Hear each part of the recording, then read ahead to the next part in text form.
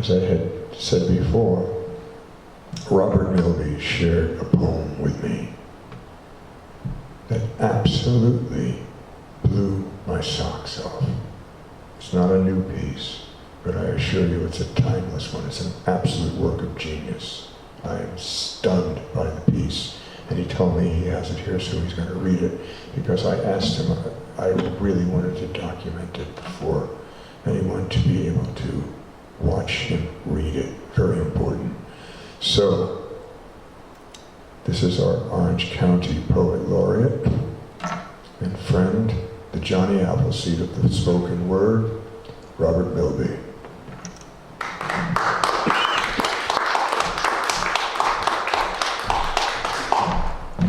Thank you, Hayden. Thank you all for sticking around. I do want to mention a few of the birthdays and death days from the past week. Now, going back to the 4th, which was Sunday, Percy Shelley, born in 1792, Robert Hayden, 1913, Louis Armstrong, 1901. For those of you who like Celtic music, Clannad, their lead singer, Moya Brennan, that's Enya's big sister, born in 1952. That's all on the 4th. Then on the 5th of August, Wendell Berry, born 1934, Conrad Aiken, 1889, Guy de Maupassant, if you ever read some French short stories, you'll remember him, 1850. The 6th of August, Alfred Tennyson, 1809, Diane de Prima, 1934. The 7th, Garrison Keillor, 1942. The 8th, which was yesterday, Sarah Teasdale, born in 1884. Donald Davidson, also an American poet, 1893. And for those of you who remember from New Paltz, Arthur Joseph Kushner, born 1942. Today is the anniversary of the birth of the not only poet, but fly fisherman, Isaac Walton, born in 1593. John Dryden, Great Britain's first poet laureate, 1631. And Philip Larkin, another British poet born in 1922. The temptation is great to read a lot of Tennyson or Shelley, but I'll give you one by Philip Larkin.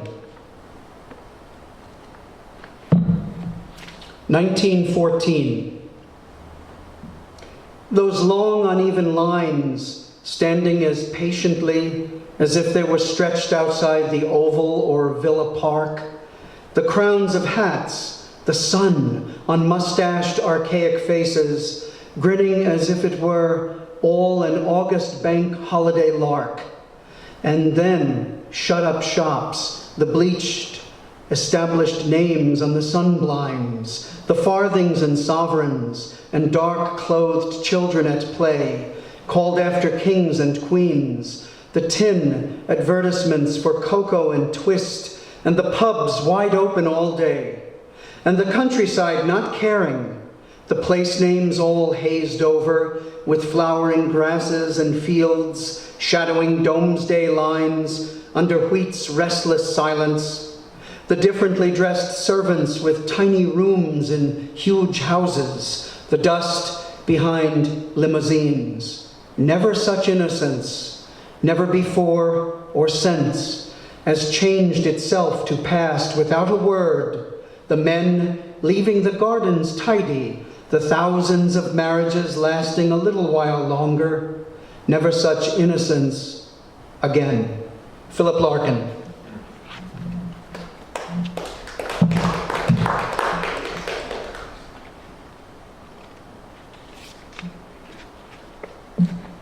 The Balmville Tree.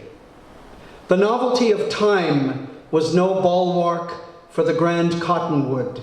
Here he stood, a patriarch, a witness tree, over 300 years of Hudson River story, ending for him on August 5th, 2015. Angry dog days, summer's incessant heat and haze, bureaucracy wins, City Hall wins, the Robinson Avenue skeletons remember. From boot-shod footstep to raucous coach ride, the madness of motor cars born before the Great War in Europe's cities and farms, morning praise was never the same. Roaring Twenties rumble seats and running boards, the valley shaken by train rides, Balmville Tree saw and felt it all. Incessant cars in recent years, poisoning the five senses, choking the trees. His great leaf sweaters fueled lovers' gasps beneath moon-blessed autumn nights. His regal arms held the stars aright. His bark-thick history book, a northeast chapter of the triumph of time. The largest of the poplars, he was difficult to season, but would become no berry box, nor chairs, nor housewood treason, no placards, cables, scientists, activists, poets, nor money could save the great one. How Newburgh has grown and decayed. He was raised alongside the city, condemned to the cart, cut down in his dotage, as if his eldritch record-keeping were mere ornamentation. Balmville Tree could hear high and low tides on the nearby river, nestlings in spring, summer solitude at holy sunrise, autumn's bold leaf art in woodscapes and soft meditation of deep snow-breathing. His sibling felled nearly a decade before in Goshen's historic district, church clock tower aglow, moist tears of the moon on a haunted summer morning.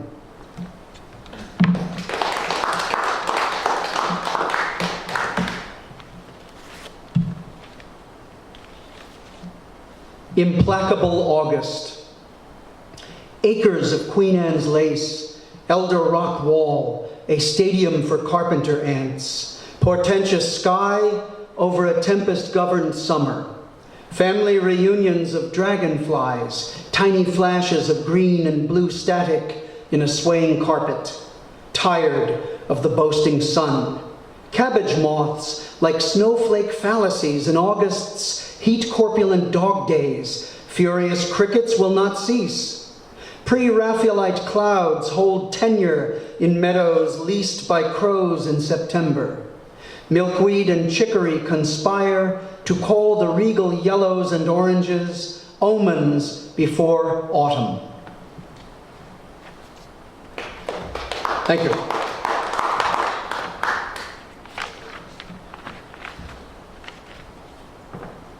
At St. Anthony's, the necklace of the Blessed Mother was stolen. For my mother, Patricia Ann Milby, March 7th, 1939 to July 13th, 2016. They know you died there. Attempts at charging your estate have failed. The final notice has arrived in the mail. What will they do now? Charge your remains in the Veterans Cemetery? The $79 bill will not cover the necklace your mother gave to you for your confirmation long ago. The greed of the porter. Yes, she took it right from your room. So afraid of dying were you, disrespected by the young nurses, the robots at reception, the doctors treating you like an animal in a financial zoo. But you knew your sons would pick you up. Dignity can heal. And you walked with an aluminum walker the contractors are still sending bills for. Bills. Charges from a charity hospital. Charges for the money-worshipping doctors and medical industry. Charges for your stay in a charity hotel of charges. What of the doctors' mothers? Are they too charged ad infinitum? Wealthy estates ensure interest in spite of death. The poor accrue debt long after death. Mother, I have eternal interest in your life, our family, joys, sorrows, and love. When was love surgically removed from charity? When was charity taken off of life support? Theft at a hospital where the patron saint is called to seek possessions. Theft by a hospital where crucifixes, statues, and Bibles are found. Nurses brusque past the chapel en route to shift change, new faces in the beds, but nothing ever changes. A morgue in the lower levels for the dead, but still the stilled accrue charges. No room at the inn as you render unto Caesar an insurance technician. You once said that babies cry louder in the maternity ward. It is there they wail and weep when debtor status begins.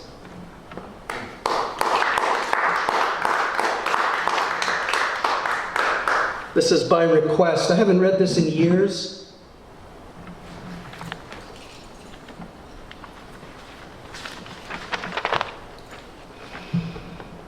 Alchemical wedding song in the New World Order. In the age of Kali Yuga, it's about money. The one in my parameters, the one between it is about money. Where they work, what kind of stock portfolio, whom they spend it on, how they spend it, where they get the fix. Shred it in a blender, cook it on a spoon, shoot like diabetics or junked out street sheiks anywhere but get it. Cast the churls before the divine. Mammon screams at the golden gates of the World Bank. The state's religion's priests are robed in it. Children trapped inside internet virtual prisons dream of it as means of liberation. The roots of all live trees that money grows on are expertly crafted from ink and watermarks and security strips and Masonic tricks, all for the sacrosanct money. Cities and all manufacturing without any manumission for the soul, like DNA maps, soon to be auctioned online, mainlining chains of money. Stand, sit, walk, sleep in your regional zoo, work, work, work, sheep reveries about money. Eat only if you have money. Starve as you dream about money. Bills demand flesh sacrifice. Alas, the glowing blue ghost at night, after an exhaustive day extolling the virtue of money, speaks to Winston Smith of money. Ye nam, venom, Yahweh, honey, money. One honey, sweet venom, drink deep in the fallow veins, supplying money to a heartless beast, beating the Babylon manna out of Mama Hosanna. I'm the highest, ejaculating multiples of money. The sheets are woven with money as you place her ass on Benjamin's face, benjamming her case in the pestilent race for the attainment, containment, maintenance of shot-put portfolios. Adam Smith, great-great-great-granddad of Winston Smith, like the chairman of the unconstitutional Federal Reserve, loves his whore. Terrific esoteric tricks, novus ordo seclorum, overdose on the new order of the ages, because the antidote to overdose is money. Rings are purchased with money, wives are paid for in money, bridal gowns and tuxedos and perfumed flowing dresses, and all the bridesmaids and all the best men, all the best people will be at your wedding, my dearly beloved. Beneath the bed, as we consummate our golden calf, is money. Reception halls cost money. Cakes and bakes and dinner plates and trite, truculent disc jockeys and limousines are only about money. Her wedding gown, oh, 'twas tailored and sewn with sheets of printed money. 10s, 20s, 50s, 100s. My dear, the groom wears condoms inked in greasy green money. Will the Federal Reserve appropriate thy womb's tissue? When starting an extended family of finance, one must pay for the ring, pay for the dinner, pay for the car and gas to get to an expensive restaurant. There is a finance hidden in fiancé. There is a fiancé hidden in finance. If you buy a consonant, you'll find her in finance. With this ring, I thee wed to a joint partnership in the Odyssey for financial superiority. A golden receipt for pussy, another link in the chain. Such a parody, such a monody on freedom, Masonic superiority. See thy taxed dollars hard at work. They are working while you sleep, as you gestate in the womb of finance, longing to be born into that Y2K retirement plan, as you molder in the paid-for plot on land they think they own. They are working. So if your DNA is auctioned off to the highest bidder, if in the end clones are made for limb and organ harvest, the air is manufactured and pumped into the city dome because our no-man's land countryside is withering on Hieronymus Bosch's canvases. Petroleum fields are graveyards for soldiers of the new states. Will you then epiphanize your routine? Will you then wake up? Will you will your soul to the machine? Who's your daddy? Warbucks? Wars for the bucks? The corporate sideshow? Starbucks? They even want to own the planets. Is Moreau not behind the sable stage curtain? What about his brother, O'Brien? Maitreya can't replace matricide when Mother Earth is for sale. Maitreya can't erase matricide when Mother Earth is for sale. Look to the stars for a new leader, new lecher, whose money trail is that bridal gown that Babylon's babysitter puts back on when the bourgeois parents are out to dinner theater. She thinks no one will see her transmogrification on the shag carpet of their living room floor. Malt and morph and bones twist and gelatinous buboes explode, leaking the new skin, the exoskeleton, viper scales and adder trails of serpent slime.